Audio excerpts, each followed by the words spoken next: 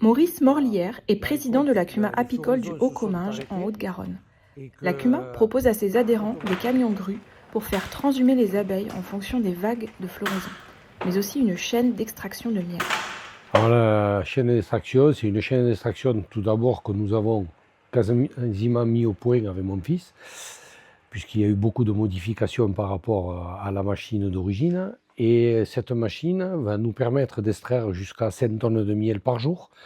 Une machine qui est adressée à des professionnels au niveau des volumes, puisque rien que la mise en route de cette machine, il faut minimum 400-500 kg de miel avant que toutes les parties de la miellerie soient pleines. Quand les hausses arrivent du rucher, elles arrivent en palettes. Des palettes, on va les prendre, on va les passer dans le déboxeur. Le déboxeur, c'est l'appareil qui permet de sortir les cadres des hausses et de les rentrer dans la machine à désoperculer.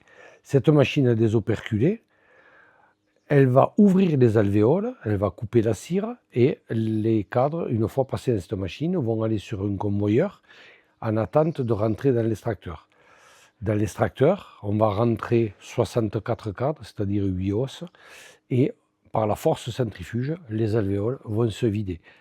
Une fois les alvéoles vides, le miel, lui, va couler dans une goulotte qui va rejoindre la cire qu'on a coupée, pour être mélangé, cire et miel, pour pouvoir transporter la cire vers le filtre rotatif qui est derrière, qui va permettre à lui d'avoir un miel quasiment propre qui va sortir de ce filtre, et toute la cire sera stockée à l'intérieur de ce filtre et sera vidée une fois par jour, et la cire resservira à la fabrication de cire gaufrée, de bougies ou autre chose.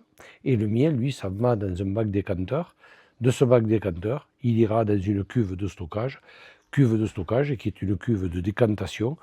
Et quand le miel sort de la cuve de décantation, il est mis en fût de 300 kg et ils sont prêts à être mis en pot.